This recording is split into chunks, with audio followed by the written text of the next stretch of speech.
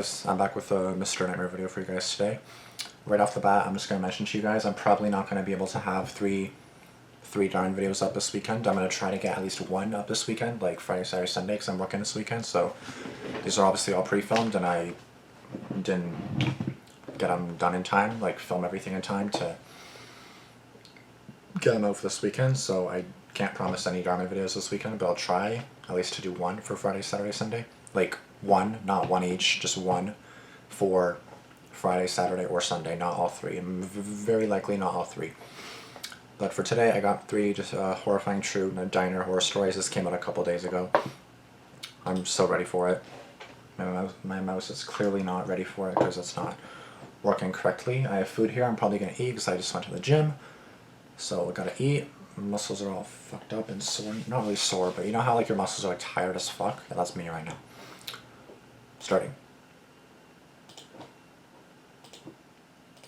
I never go to the diners, so that's good. I don't go anywhere except for work in the gym apparently, so as long as there's no gym horror stories, I'm good. Yeah, watch the next freaking video, it'll be gym horror stories. But anyways, let's get into it. So it'd be good, to be honest. KG. I live in the state of Washington, in the Pacific Northwest. I used to work at a late-night diner on the side of the highway. I was 29 years old. I worked the closing shift pretty often. The diner would close at 2 a.m., which was incredibly late considering how scarcely populated the area is. But even so, given the proximity to the highway, there would usually be at least one or two customers in the building until closing time. Having grown up in the South and moved up here, I can tell you the people are different. In the South, there's a huge emphasis on hospitality and small talk. But up here, people here are kind, but not overly friendly. I feel like the air lends itself more to introversion. I used to be a waitress down south, and I'm telling you from experience, the customers were a lot chattier down there. Up here, people seem to want to keep to themselves a little more. This was approaching closing time. The kitchen's last call was at 2 technically, even though the diner was advertised to close at 2. It was really frowned upon if a customer would come in and order something that late, but it did happen. It happened that night, as a matter of fact. There were only 2 employees in the building, myself and the chef. It was like 1:50 a.m., and in comes a lone, heavy-set man. He was wearing awkwardly high jeans, a gray shirt tucked in, a brown jacket, and he had a brown mustache and glasses. I asked him if he'd like to sit at the bar or a table, and he asked for a table. He kept smiling the whole time, so I smiled back. I gave him a menu and informed him the kitchen closes in 10 minutes. He looked at the menu for a few seconds, and then said he'd like a black coffee and some French toast. Around this time, he also introduced himself as Nolan. Luckily, his order was simple enough. I went into the kitchen and told the chef the order, who still had a slightly annoyed face in reaction, which I just responded to with, "I know." I stepped back out to the dining area, and Nolan waved me over. As I neared, he struck up a conversation with me, something rather unusual for folk around here at this hour. He asked me if I was from the area, and started complaining about all the potholes in the road around here. I responded, yeah, it's all the freezes we get in the winter. Basic small talk. I did tell him that I'm from around here, and he perhaps pressed a bit too specifically about where I was from. I told him a vague, general area. I never tell people exactly where I live, obviously.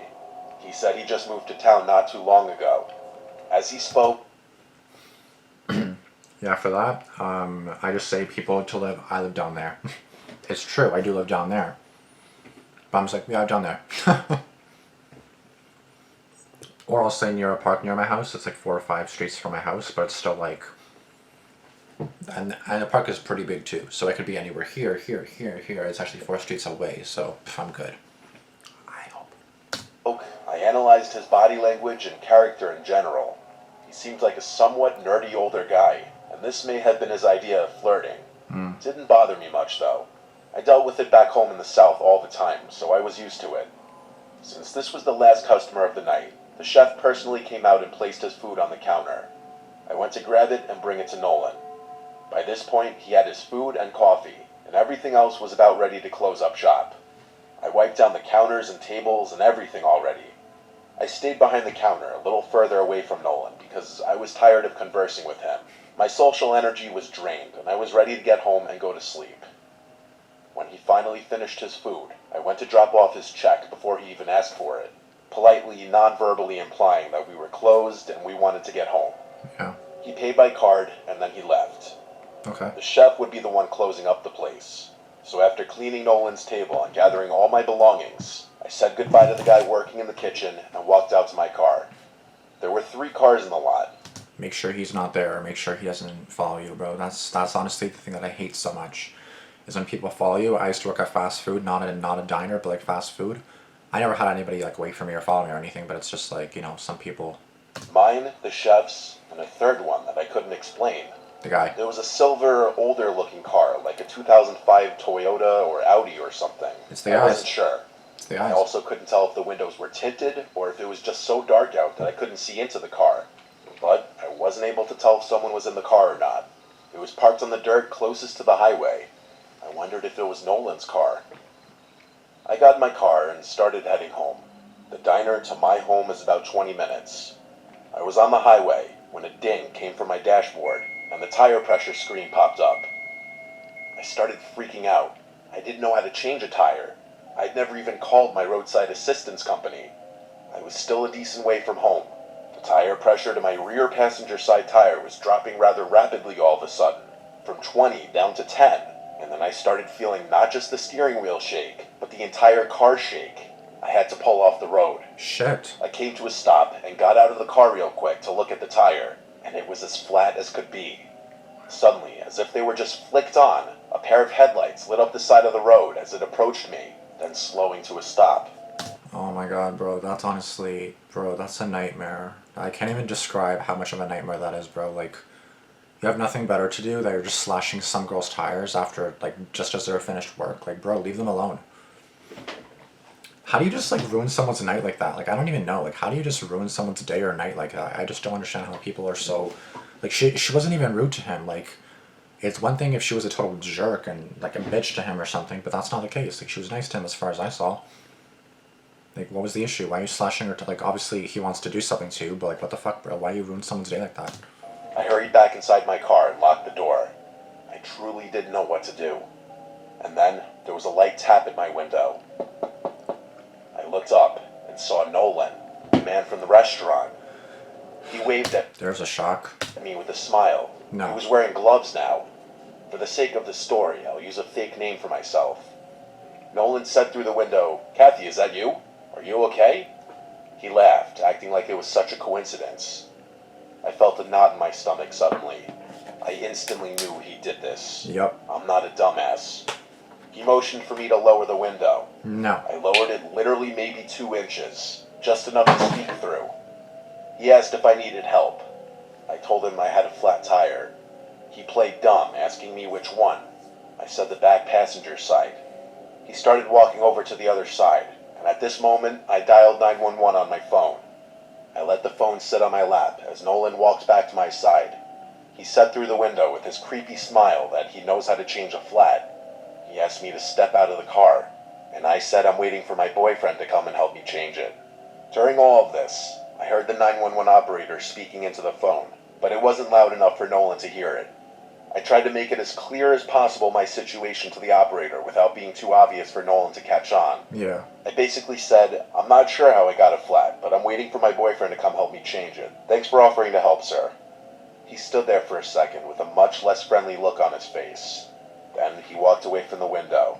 Honestly, being a 911 operator, like, it can be scary at times because obviously people aren't going to mistakenly call 911 and then drop hints like that. Like, oh yeah, I don't know how this happened, and then, yeah, you can go now. Thank you. Thanks for helping. It's like, either way, if someone calls you and then, like, doesn't answer or they don't really give a straightforward thing, then you would send cops there anyways, just in case. That's what I would do as a 911 operator. Yeah, we got a call, like, basically I've already said where I worked before, but, like, let's say we got a call from somewhere, and, like, we know the location from somewhere in the building, and there's no reply. Great, I send someone over there, just to make sure everything's okay. That's just a basic thing to do. I took this opportunity to speak very quietly into the phone that this man slashed my tire and he's trying to get me out of the car. The operator asked my location, and I quickly opened the map on my phone and told her the name of the road I pulled off onto. The deafening shattering of glass immediately to my left made me scream. Oh my god, bro, it's fucking terrifying. Holy shit. Oh my god, oh my god, oh my god, oh my god. Like, you literally can't get away either. Fuck, what the hell is this guy's problem, bro? What the fuck? Like, you're on the phone with the police already. Oh my god. Shards of glass fell onto my lap. I screamed at the top of my lungs at the man. I'm on the phone with the police. It's the police. As I showed him the phone screen, he looked at my screen and then reached inside the car. I screamed again at the top of my lungs as I was hysterically crying, expecting him to try and grab me or choke me. But instead, he grabbed my phone and launched it in the direction of the highway. He then ran back to his car and sped off down the dark road. I heard the screeching of his tires as he made a sharp right turn and then disappeared. What a fucking bitch. I really hope you got the plate. I wanted to go look for my phone, but with no flashlights in the car, I'd be running out there to look in the pitch dark. Fuck. The only light was from my car. I had no choice but to wait and pray that Nolan, or whatever his real name was, didn't come back. I'm very grateful that I was able to tell the 911 operator my location in time. I heard the unmistakable sound of police sirens in the distance, and I started to cry tears of joy when I realized they were getting closer. I got out of my car and started waving my arms in the air until I saw the flashing lights turn off the highway onto this random road. Pretty soon a second police car showed up, and then a third. During all this time, we found my phone, which was completely destroyed. I described the man to them along with his car, and pointed the direction in which he went. One of the police officers left in that direction, as they also put the word out on their radio.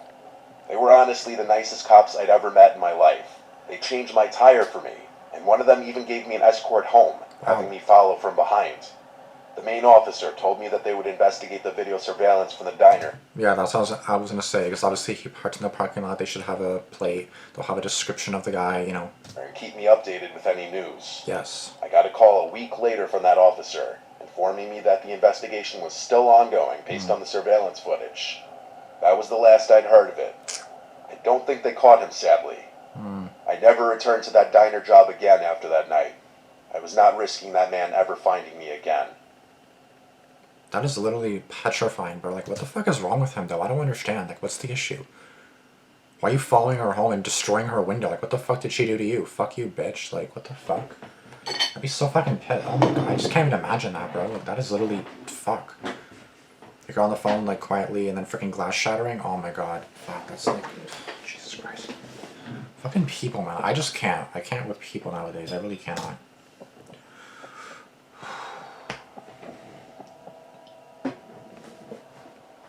I'm a 15-year-old guy working at an amusement park in upstate New York. This only happened a year ago, and it still gives me chills thinking about it. It was a crisp October sun. Hold on, he said 15, right? Are you even allowed to work at an amusement park at 15? I'm a 15-year-old guy. He said 15. How are you working at an amusement park? Doing what? You can't, like, operate rides. You're not even, like... Even, like, 16 is, like, a young adult if you're 15. Working at an amusement park in upstate New York. This only happened a year ago, and it still gives me chills thinking about it. It was a crisp October Sunday. One of the last few days the park would be open until it closed until May. It seemed like just another normal day at work. Boy, was I wrong. After checking in and working at my station for about 5 hours, I looked at my watch. 4:55 p.m. was the time. My shift ended in 5 minutes. I felt relieved and exhausted. As I began packing up my things, a man with a scraggly beard and messy hair approached me.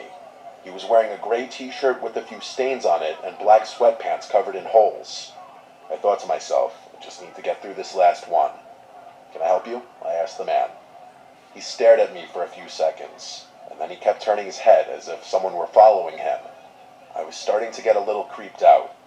Sir, can I help you? I repeated my question, starting to sound a little annoyed.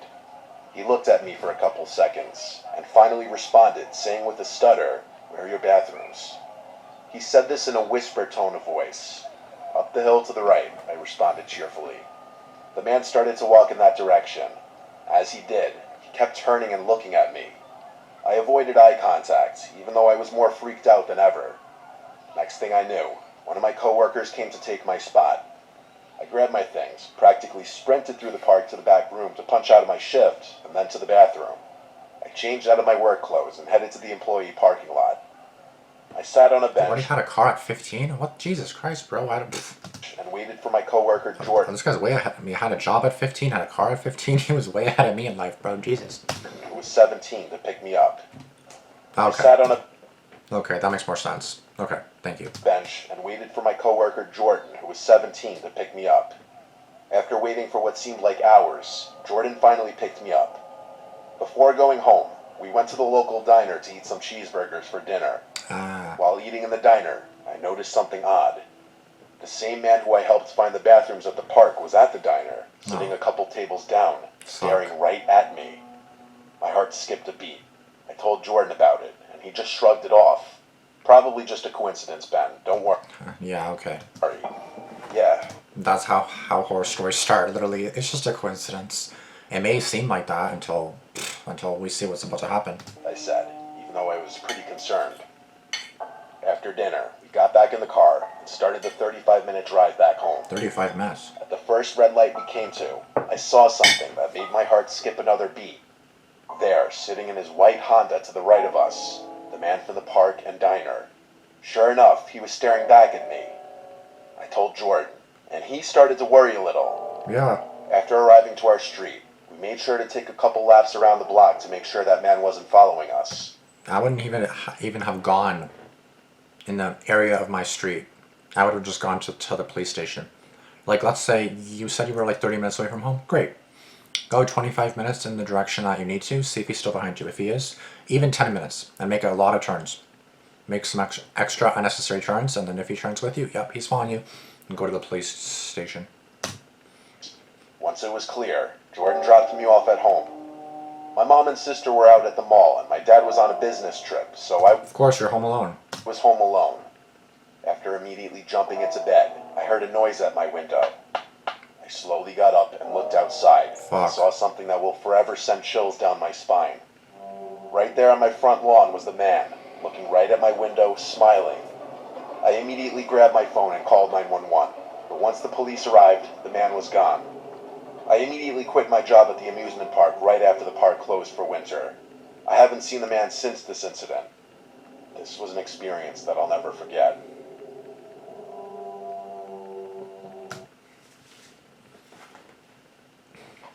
I don't understand. I really don't understand. What are these people's deals? Like in story 2, I don't know if this guy's like a pedophile and then likes kids or whatever, or likes teens or whatever he is, or because the first one, it seemed he meant her harm, even though she was nice to him. This guy was nice to the guy, and then he still follows him and shit. What the fuck is going on?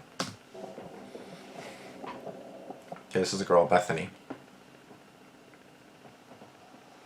I was working a late night shift at the diner I worked at for a year. Of course. It was a rainy night. In fact, it was pouring.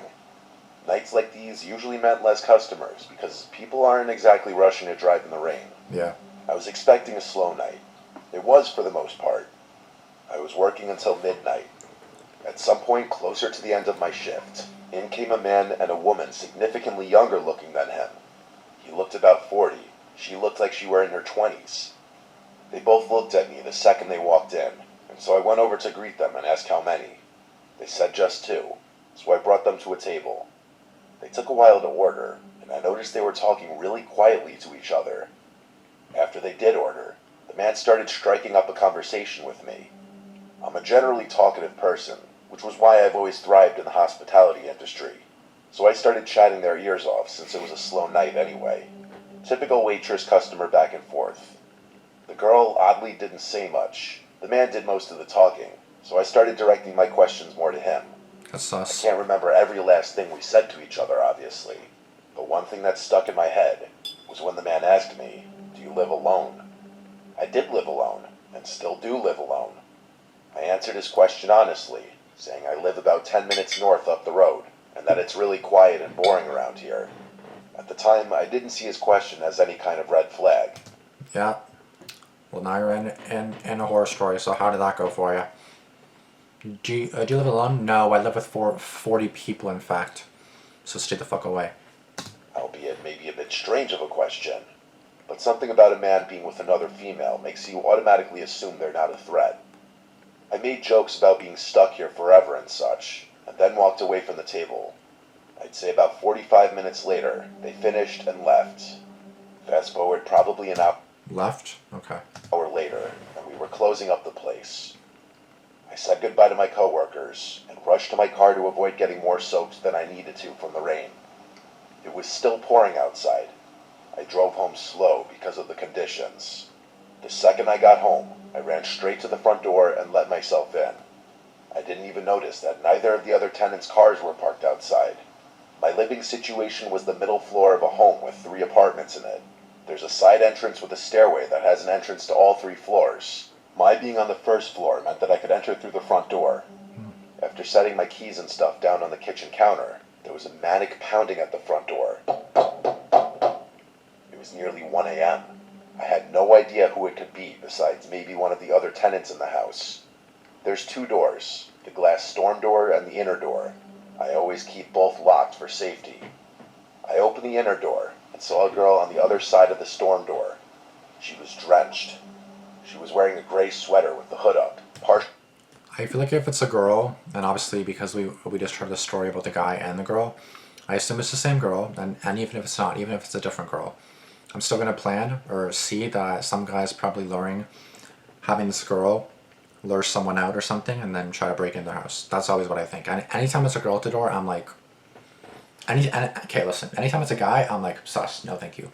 And anytime it's a girl, I think a guy's involved, trying to break in, so no thank you. Partially obscuring her face. She begged me through the door to let her in so she could use a phone.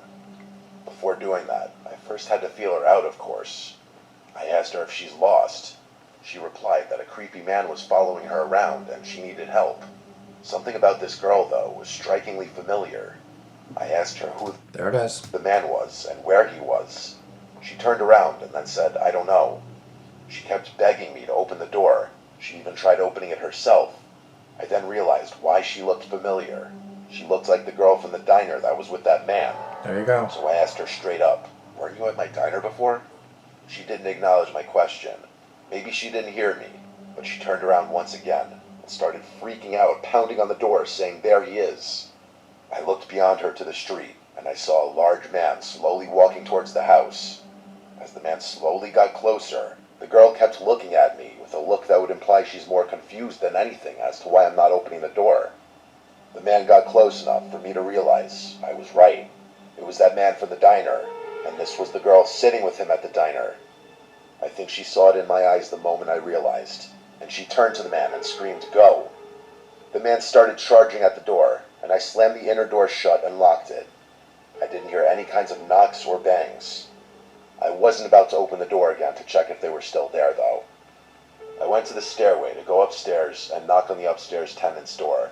Wait, so she didn't let them in, right? Or am I tripping? Eyes the moment I realized, and she turned to the man and screamed, "Go!" The man started charging at the door, and I slammed the inner door shut and locked it. I didn't hear any kinds of knocks or bangs. I wasn't about to open the door again to check if they were still there, though. Yeah, they were still, so I don't think I she went let to the them. stairway to go upstairs and knock on the upstairs tenant's door. The stairway is separated from the 3 apartments by a door on each level. After knocking a bunch of times, nobody answered. I tried the same thing at the downstairs door. No answer either. This was when I looked out the windows and realized none of their cars were here tonight. I was alone in the house. I went back up to my apartment and then locked the stairway door. My mind was racing, conjuring up possible explanations. The most obvious explanation was that it was a trap to get me to open the door so that they could rob me, or worse. See? It suddenly made sense why that man asked me if I lived alone. I had to just sit on the couch for a few minutes and think. All I could hear was the sound of the pouring rain outside. I thought about calling the police, but chose not to in that moment. After a few minutes, I went to the bathroom to brush my teeth and get ready for bed when I heard a knocking sound. I left the bathroom to listen, and I was right. It was a knocking sound. It was coming from the stairway door. I walked over to it, thinking it was one of the tenants. I said, "Who is it?" There was no verbal response, but whoever it was knocked again. I said both of the other tenants' names. No response. The only thing I could say is, if you don't identify yourself, I'm calling the police. I practically screamed it. They heard me for sure. They knocked once again. So I yelled, "What do you want?" And a voice from the other side said, "Your blood on me." I ran to my room and locked myself inside and called the police. I hid in my closet while I was on the phone, and I stayed in there. The sounds of the rain, wind, and thunder outside constantly startled me. I worried about any little sound coming from inside the house.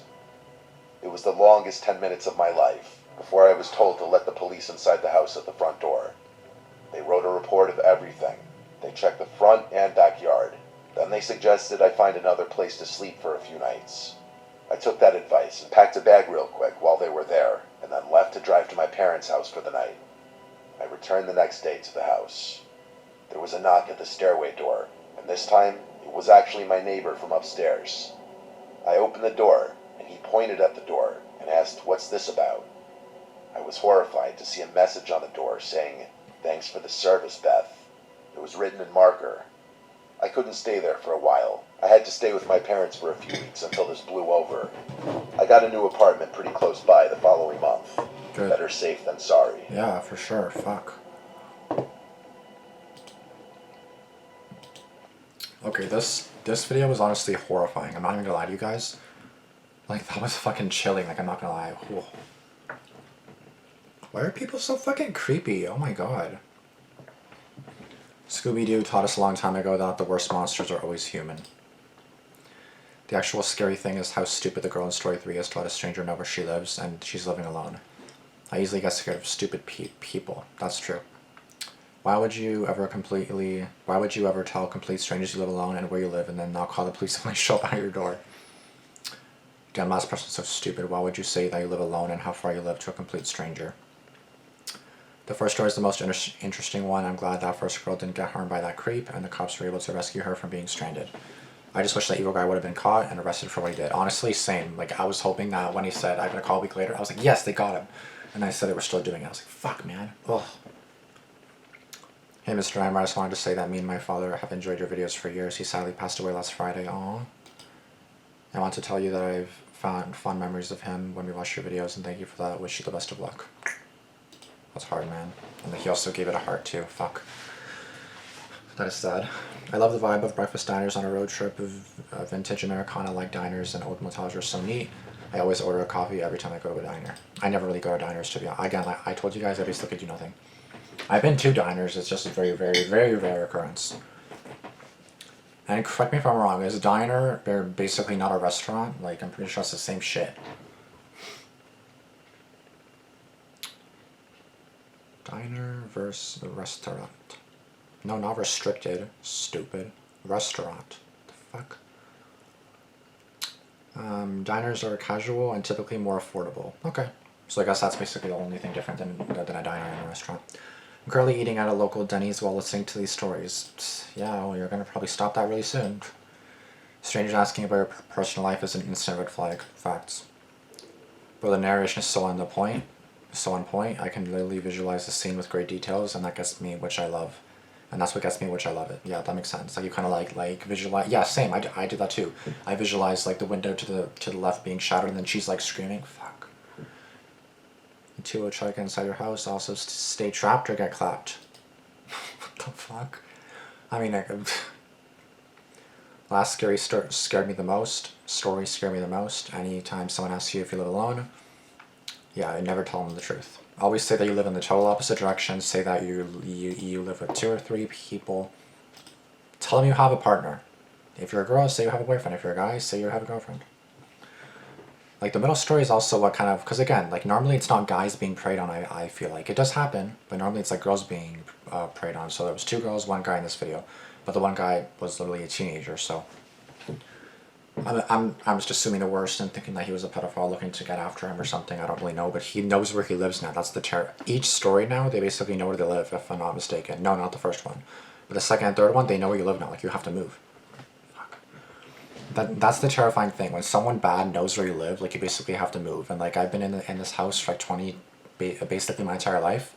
I can't imagine just upping and leaving because some bitch knows where I live, and then I have to live in constant fear. Fuck. Thank you guys so much for watching. This was a great video.